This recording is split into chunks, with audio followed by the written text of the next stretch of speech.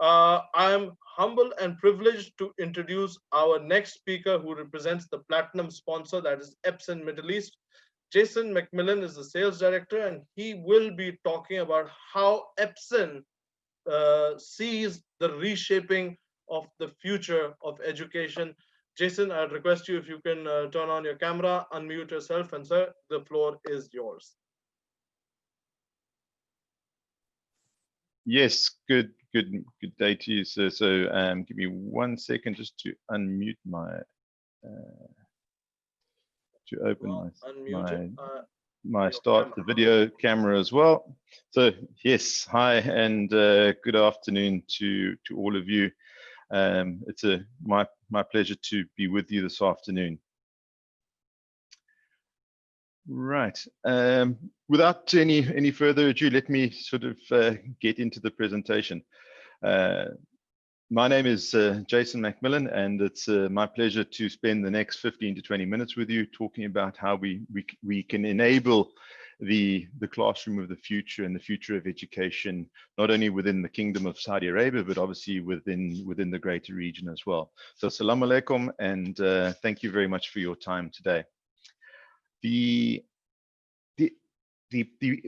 education and the evolution of education is changing almost every day, and societal evolution starts with education. We've seen over time how the topic of education is being discussed, how it's being discussed about how education needs to evolve in order to prepare students for the next generation and for the next wave of improvements and change in society that we need to see. When we look at preparing students not only just for work, but also preparing them for this modern new world that we're living in today. When I look at the Kingdom of Saudi Arabia and having the pleasure to have lived there for a couple of years myself, millennials coming into the workforce are a big part of this future workforce. 60% of the population of Saudi Arabia is still below the age of 30. So it's a young, vibrant population of people, and preparing the education platform and the education environment for this new world is of strategic importance, not only to us as brands, but to the community at large. The Ministry of Education has quoted the leadership of the kingdom in terms of their vision, in terms of how important education is in the preparation of students for the future and preparing the people of Saudi Arabia for that next advancement in science and knowledge.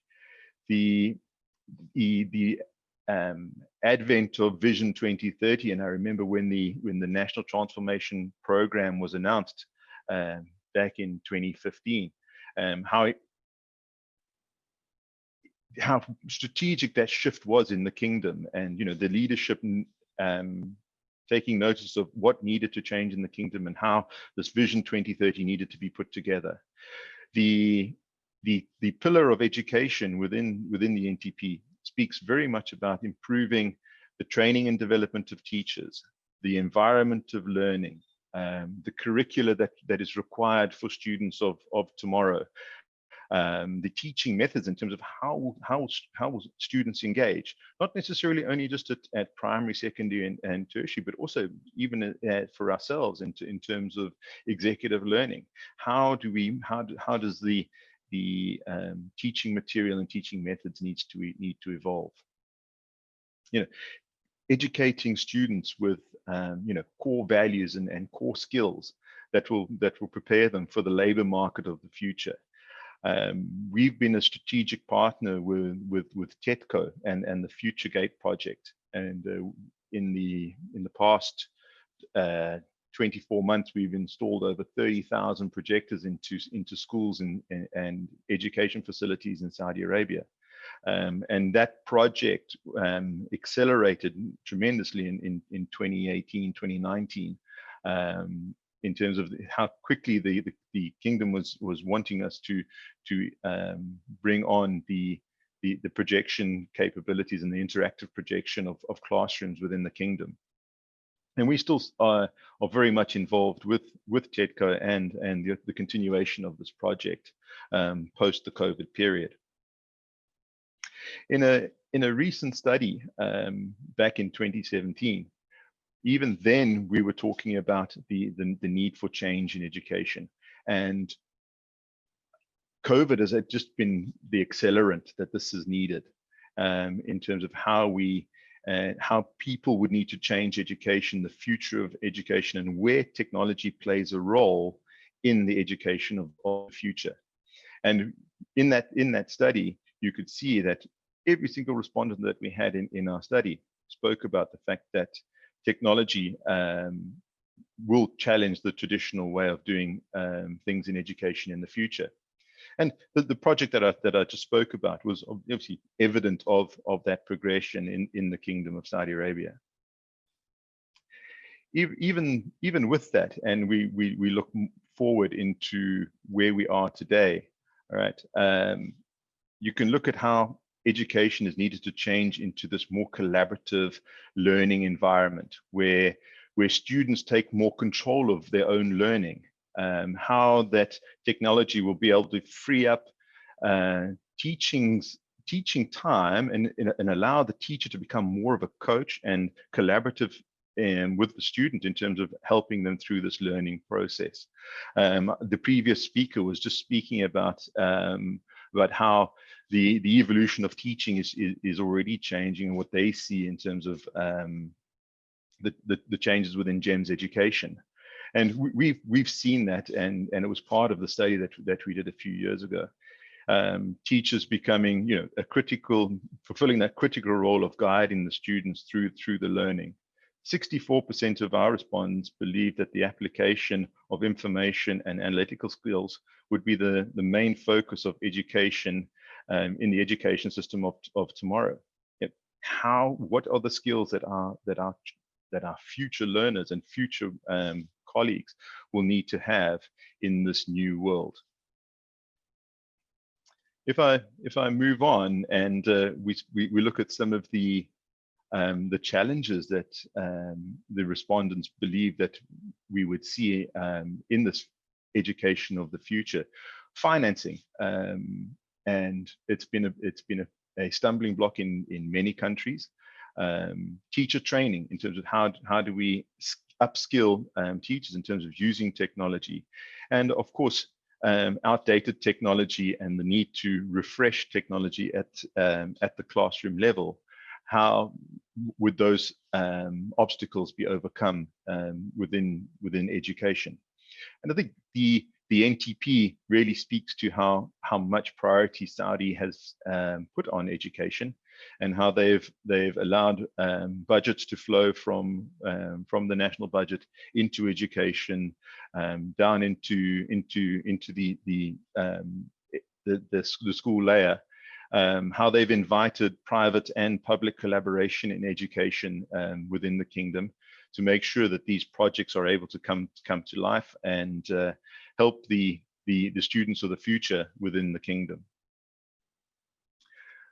We spoke about learning, and I think the pandemic of COVID-19 changed all of us in terms of not only just in terms of and a parent myself, but and also in terms of technology leadership, to seeing that how quickly the pandemic accelerated the need for change and highlighted to us about how resilient actually our young children's minds are in terms of moving from one process of learning into another.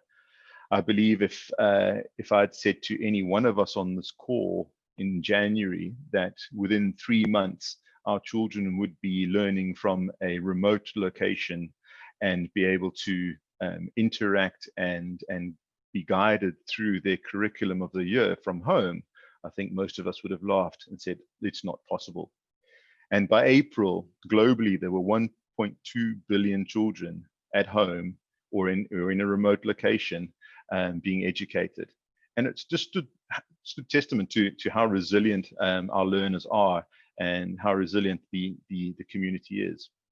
When we talk about learning of the future, and we spoke about that learning experience where a student is now becoming more responsible in terms of their own learning and responsible in terms of how they engage with the teacher, where they're using the teacher or data in terms of helping them guide through the curriculum that they're being educated on or not.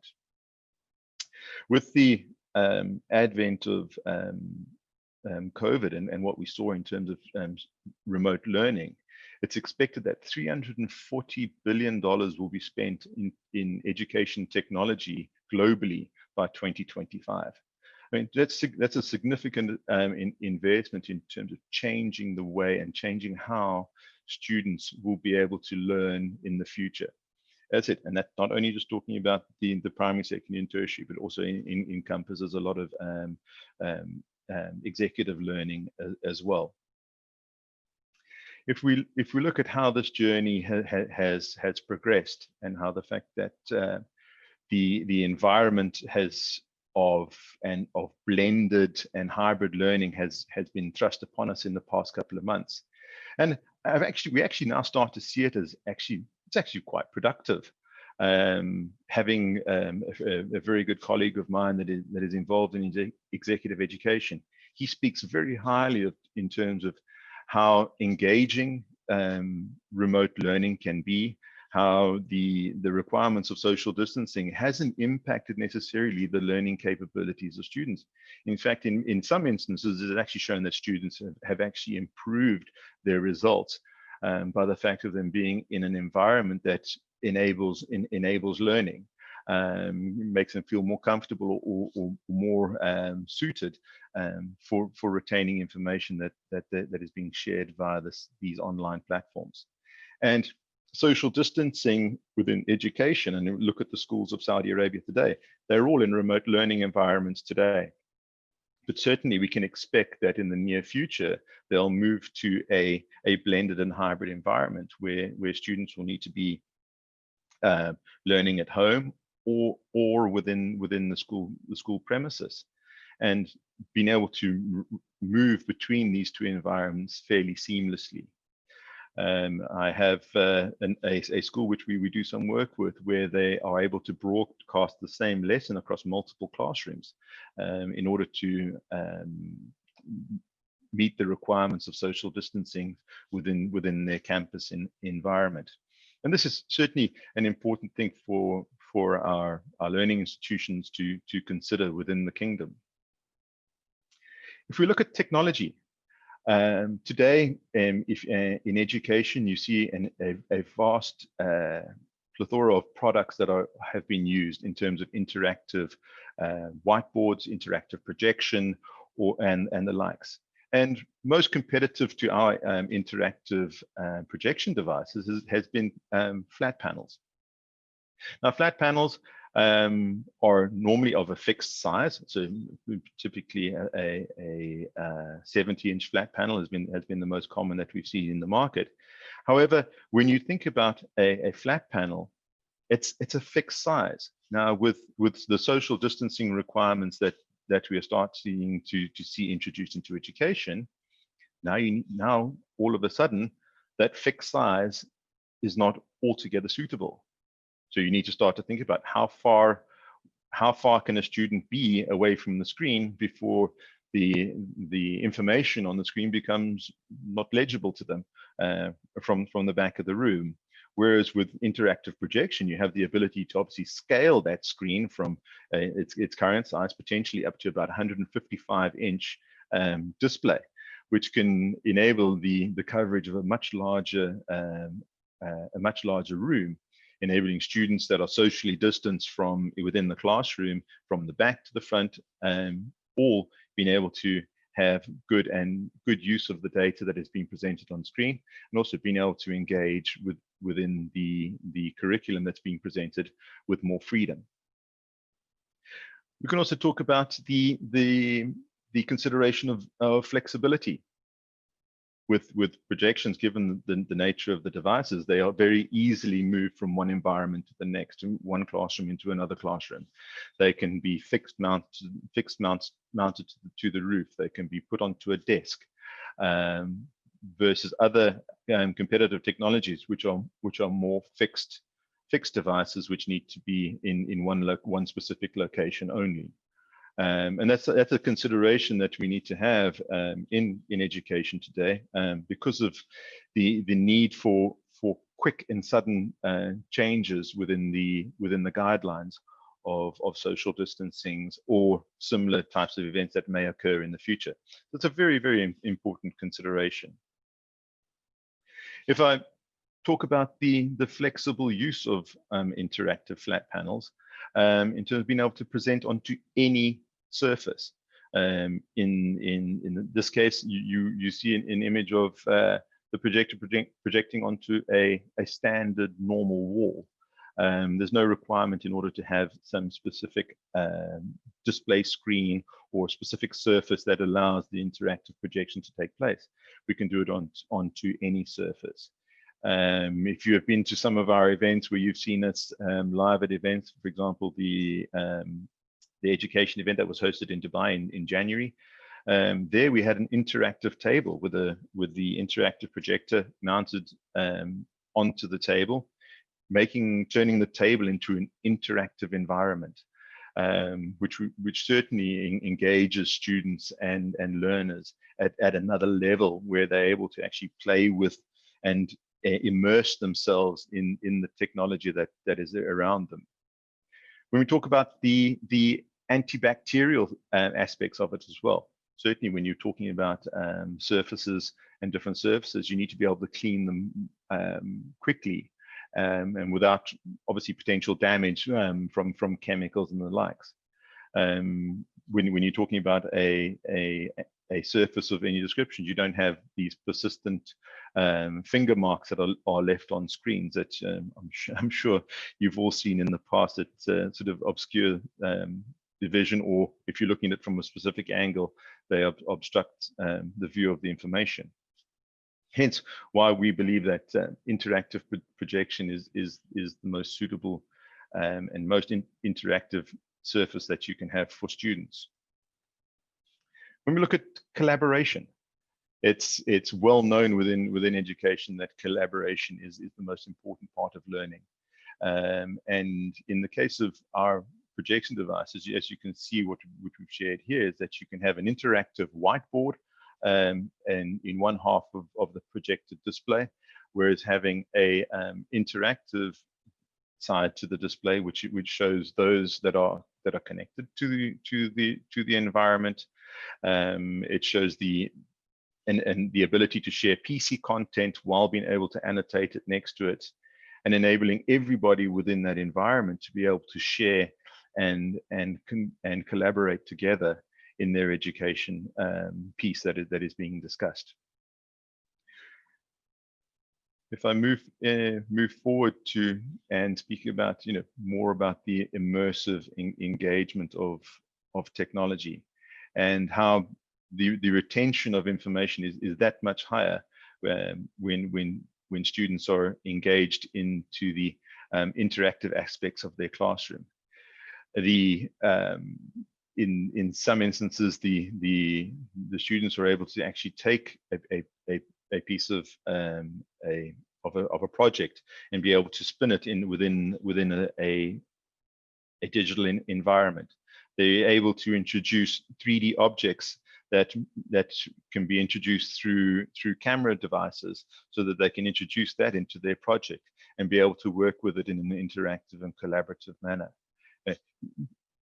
Really enhancing the realism of education and enhancing the learning skills that students take away from the lesson. Talking about Epson's document cameras and how these can make a difference, particularly in these times of pandemics, where we need to have collaborative environments that allow students to be at home in the classroom, giving the teacher the ability to take the camera and flip it around so that he can share the environment of the classroom and show the interaction of the other learners within the room, as well as being able to obviously focus that camera onto the person as the teacher as the speaker, or give them other engagements and show them other potentially 3D objects or objects that are in the room that the learner at home might not be. It gives the learner at home an opportunity to engage at the same level as the learners within the classroom. Connectivity is obviously strategic importance when we talk about interactive classrooms in this environment. And with the display technology that we have, we're able to connect up to 50 laptops to one projector, and obviously 4 of those devices being able to share simultaneously onto the screen, right? Giving particularly in work groups and project teams, giving people the ability to share, collaborate, and obviously move through data with more ease and better results. If a teacher, for example, is in a room, they're able to obviously act as a moderator and be able to share users that are coming into the environment so that they could share their work as well during that same lesson or learning period.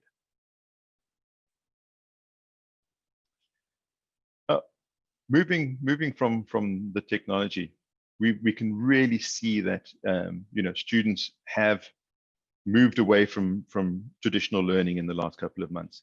There's an important aspect of technology that we need to bring to the table, and we've worked with some of the leaders in Saudi Arabia on how to bring this to life. In wrapping up the session, when we look at interactive projection in education, the ability to have a scalable screen and scalable environment that can enable students and teachers to collaborate with more ease and flexible learning anywhere is certainly the way that we can help enable the classroom of the future within an eco-friendly and obviously user-friendly environment. From a technology and final technology standpoint, we've spoken a lot about interactive projection today, but that doesn't stop there in terms of the learning of the future. We need to look at the classroom from all aspects, where we on-ramp data to where we off-ramp data with a printer, how we manage the devices and how we're able to scale the devices within that learning environment, and how everything is able to be shared across multiple platforms. The learning experience that students will need in the future, I think it's still going to need a lot of involvement, and Epson's rooted DNA in innovation is certainly helping us and helping you give the students the learning environments that they need. I'm going to finally share with you a short video on just bringing and showing you some of the aspects that we bring to life on a daily basis.